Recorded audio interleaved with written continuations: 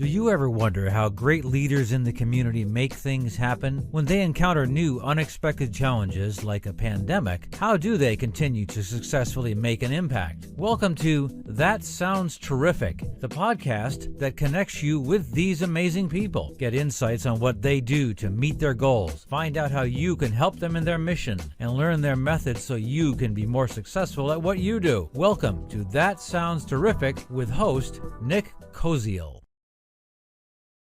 Well, welcome back, everyone, to another episode of That Sounds Terrific. I am your host, Nick Koziel, and joining me today is Dylan Walker. He's the president and founder of the Scott T. Walker Foundation and an associate director at Clavette and Company. Get that right? Yes, got it Awesome. right. All good. Awesome. Yes, Awesome. That's usually the hardest part, right?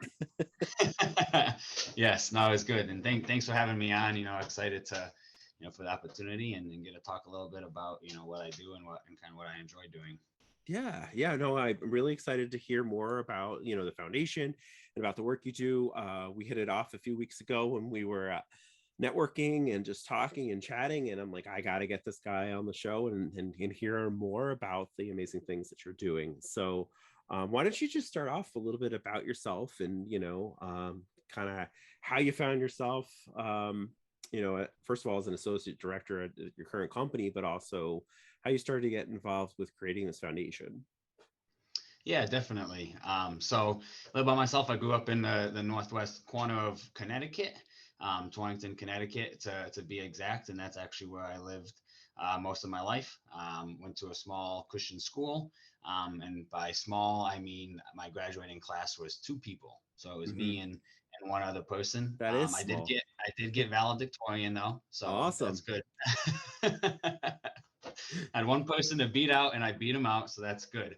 But yeah, so that's kind of where I started, and then when I was 10 years old, my father Scott T. Walker, he passed away from cancer. And that's, I had an older brother who was 11 years old, and I had a younger brother who was 8 years old. We had a single mother that was just a part-time employee at Walmart at the time. So she was kind of the stay-at-home mom role, kind of mixed in part-time work at Walmart when she could here and there. My dad was a sole provider, so obviously, he had a lot of pieces to pick up kind of after he passed away. Sure. In our situation, though, we were fortunate enough to have, I guess, family members that, were a little more well off. So they were able to help us with some of the upfront bills. They helped to kind of pay off the rest of the house. They helped to pay off the car at the time. That way, kind of the money she was making at Walmart was pretty much going completely to our mouths to feed and our bodies to clothe type of thing.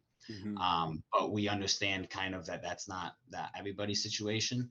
And I think that's kind of what drove myself and my family to kind of, build this foundation. Like, obviously we were young at the time, but as we've become grown up and kind of into our careers and things like that, we always kind of wanted to do something to not only help individuals, but to be also kind of embody kind of how my father lived his life.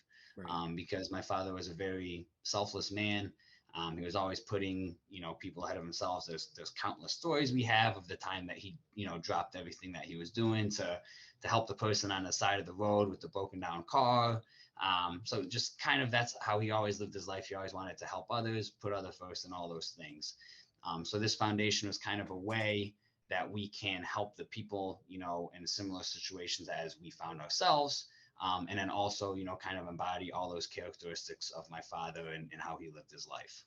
Yeah, it's an amazing tribute to your dad, and I'm sorry for your loss. And but it sounds like you have an amazing family, very supportive, and an amazing mom.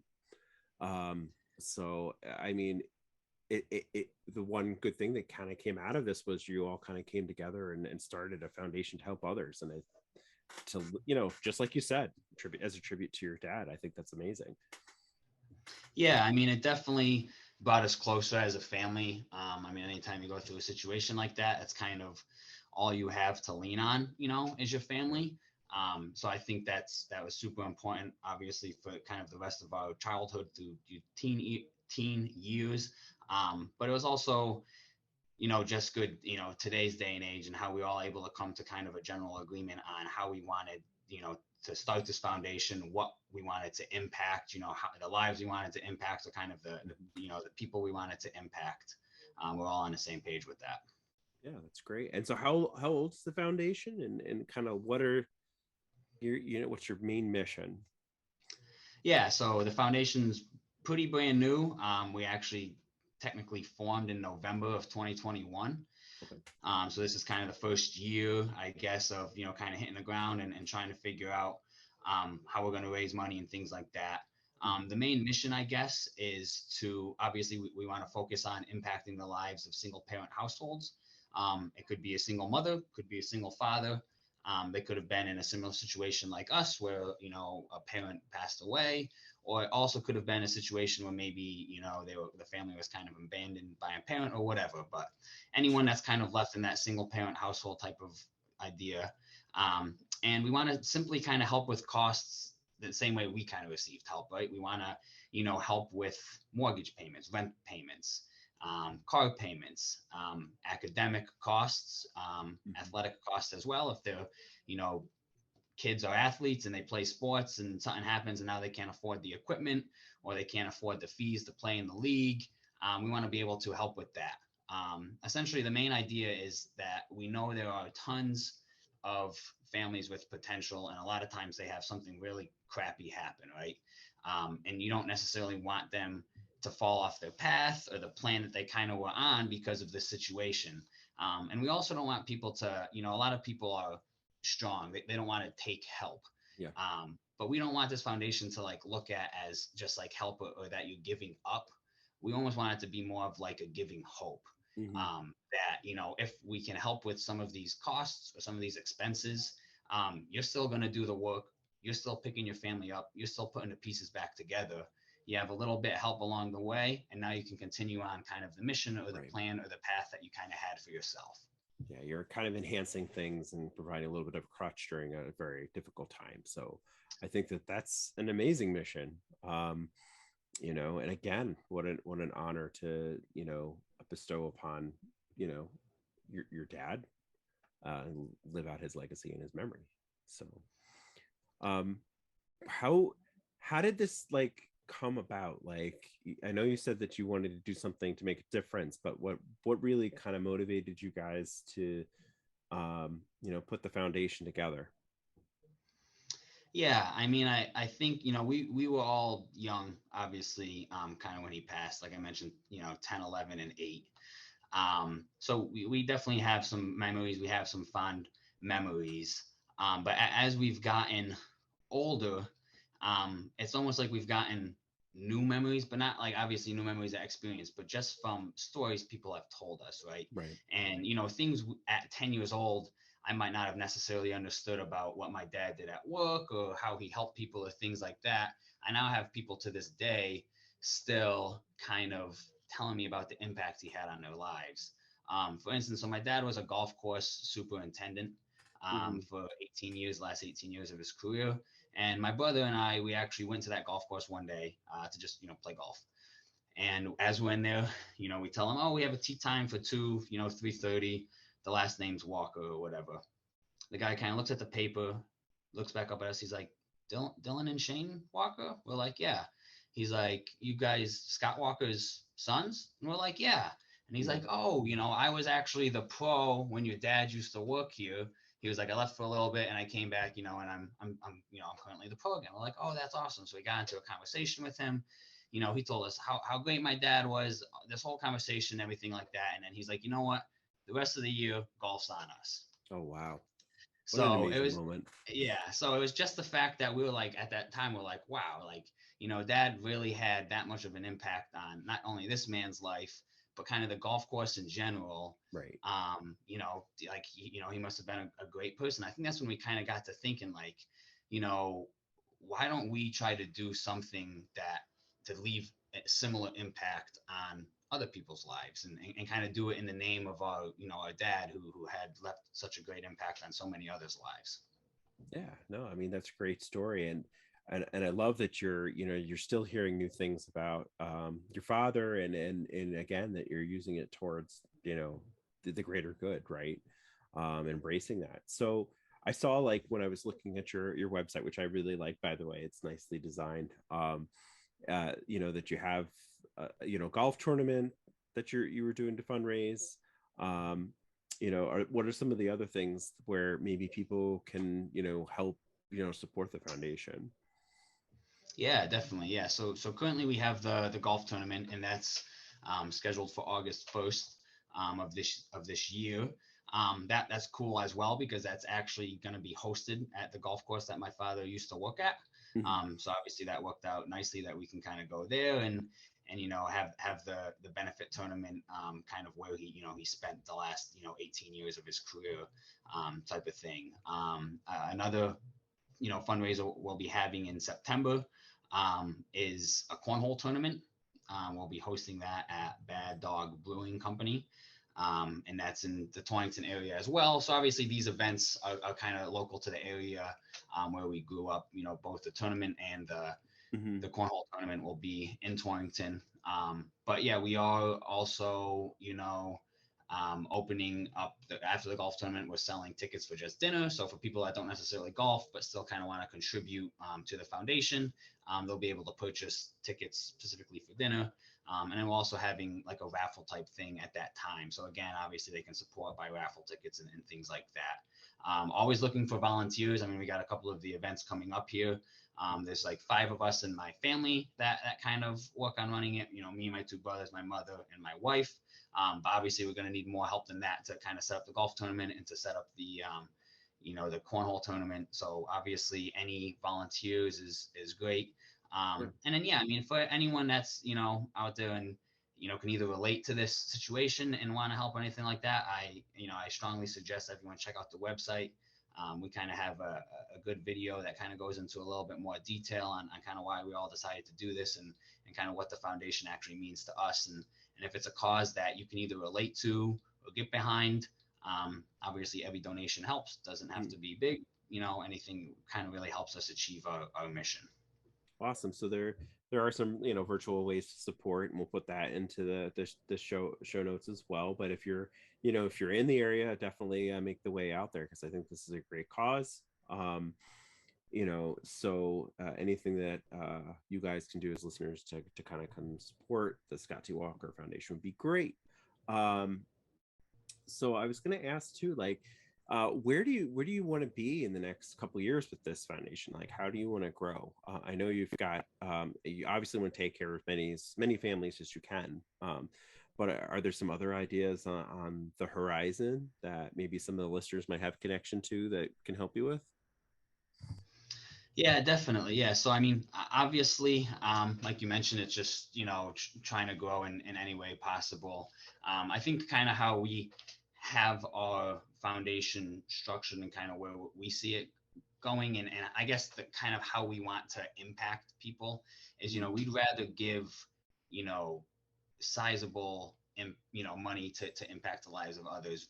We'd rather give Mhm. $5,000 to 5 families, to really help them out of a tough situation, than give $100 to 250 families, type of thing. Right. We want to make sure that kind of the money is actually going. That's going to actually really help somebody get back on their feet, put them in a good situation, and things like that. So that's kind of our focus is to kind of focus more on, you know, just really impacting the lives of people that need it, rather than just trying to smallly impact them and stuff like that. In terms of like other events, we've flown around, either maybe I've heard of successful like New Year's Eve type events that are kind of put on, like a Mhm. big formal dinner and stuff like that. So I think these are some ideas that we are going to go after and try to do in the future. I think also maybe just try to do more um, marketing or like social media campaigns to almost Mhm. kind of get out there what we're doing. It's tough now because, obviously before we kind of open up the applications to receive the funds, we want to make sure we have the funds in place. Right. So this first year is us trying to, put on a couple events, try to get some donations, raise some money. Then we'll kind of open it up, hopefully we can impact, whatever, 5, 6 families. If we can impact 10, 12, 15 families, obviously that's all the better. And then, then we'll actually be able to show people, okay, here's the families we've impacted. This is how we've impacted the families. And then hopefully it can kind of draw more of a pull on social media and things like that. So I think, 5 years looking out, we're going to probably want to have 3 to 4 successful, events a year.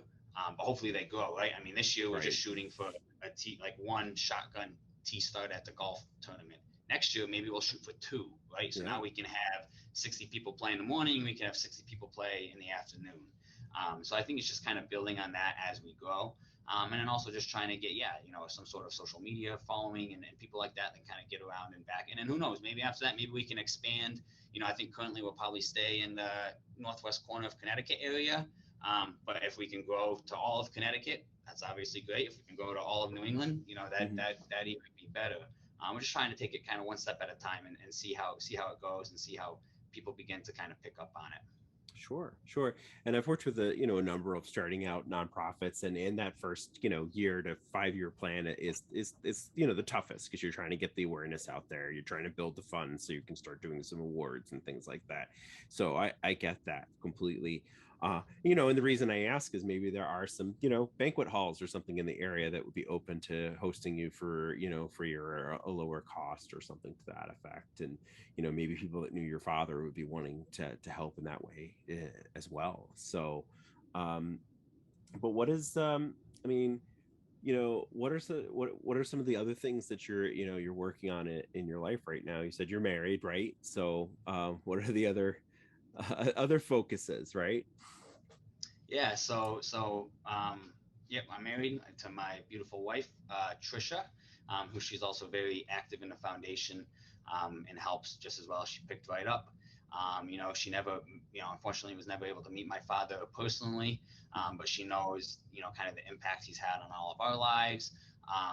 And she's just been super helpful and great kind of the whole time with the foundation. But also we're expecting our daughter in September. So we are super excited for that. It is my mother's first grandchild, so she is also super thrilled. It's always good to kind of, have the first grandchild for her. Yeah. And, we already know her name, so I guess I can announce it. It's not that big of a deal, but her name's Lacey Ray Walker. Nice. So super excited to welcome Lacey Ray into our family come September, and really looking forward to that. Again, on a professional standpoint, I'm working at a CPA firm called Clavette and Company, which is a small local accounting firm. It was a complete career transition, I guess, that I kind of made. I used to work at PwC, which is a big, international firm. And then I've slowly worked myself down to this local firm. So kind of a culture shock. But I think the main reason I took the job, and it ties in very similarly to how, I approached the, foundation and kind of what drew me to creating a foundation, is similar kind of with the same approach at work, because we're really kind of transitioning the accounting relationship for small businesses. And we want to kind of be more of their advisor, right? We want to be more of someone that helps them understand the ins and outs of their business, not just tell them at the end of the year how many taxes they owe, but, tell them ways on how they can reduce their taxes, tell them ways how they can increase profits and kind of making that, we want to build that relationship with the client throughout the year, that we're constantly in communication with them. We're constantly looking at what's going on in their business, and we can constantly provide feedback to help improve their business. And it just feels better, when you worked at a big firm, you're working for a big company, doing audits on $1 million, multi-million-dollar, billion-dollar companies. You don't really see your work get translated much, Right. But here, when you're working with small companies, small businesses, not only are you impacting their business, but ultimately you're impacting their family as well, right? I mean, if you can save a local business, $10,000-$20,000, or help them make $10,000 or $20,000 more dollars, that's $10,000 or $20,000 more they can put to their college, their kids' college funds, or save in retirement for themselves, or give back to the community too. We have a lot of small businesses that are very active in the community, with helping out and things like that. Our firm is very active, being in members of the community and stuff like that. So I just feel like it's more satisfying work when you can actually kind of see the outcome of the work you're kind of putting in, Yeah. Well, first of all, congratulations on the upcoming edition. I think that that's awesome. And yeah, first grandchildren are always a blessing. Every grandchild is a blessing, but that first one, I can't believe how excited our parents were, and when they had their first grandchild. So good, congratulations to you and the family and your mom, and get another thing where you can start to kind of teach your daughter a little bit more about your dad, and instill some of the things that you learned as a child growing up, and kind of continue that Walker family tradition, right?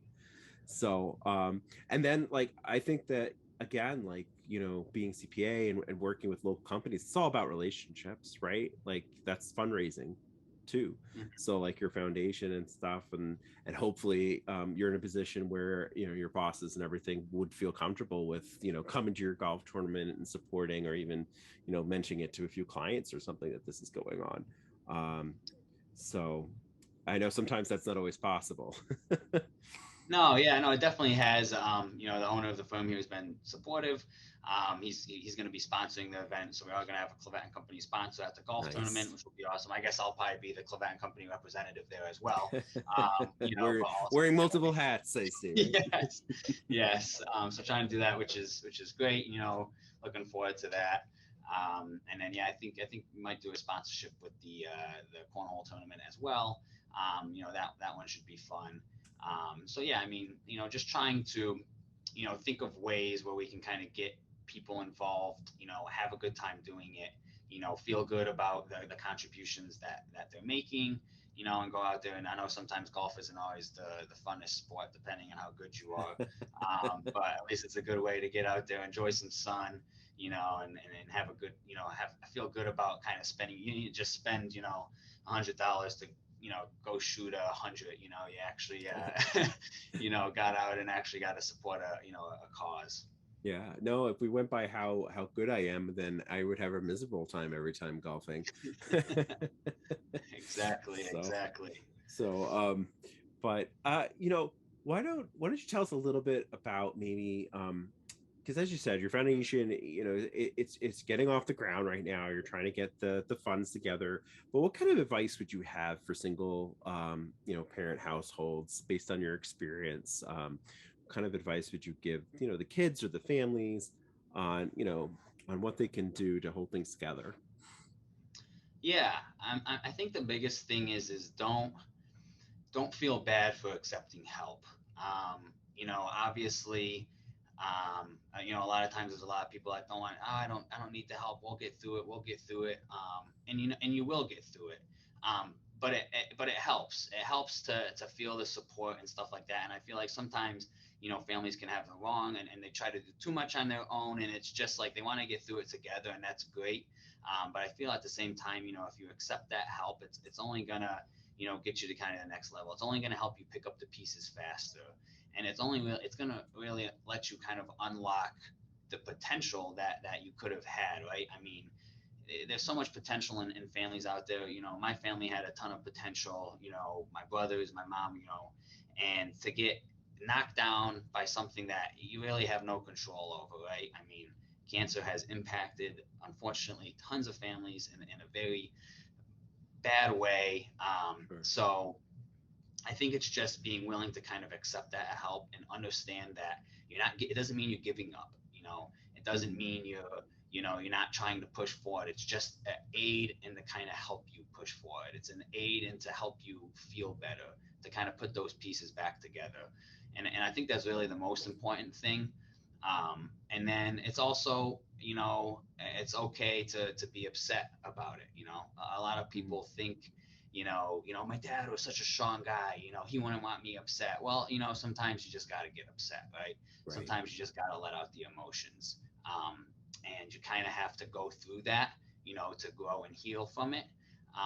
And then I think it's also just to kind of remember, everything that you can. We spent, just a short 10 years I spent with my father, but I soaked up all the lessons he taught me, all the lessons that, my mother taught me, the stories she reminded me of, the story my family members have reminded me of, and kind of use that in fuel to really accomplish, what you want to accomplish in life, to kind of use that to just get to achieve the heights that you kind of want to achieve, and that you think you can get to. Yeah, I mean, that's great advice, for sure. I can see a lot of people I've heard, don't want to accept charity, right?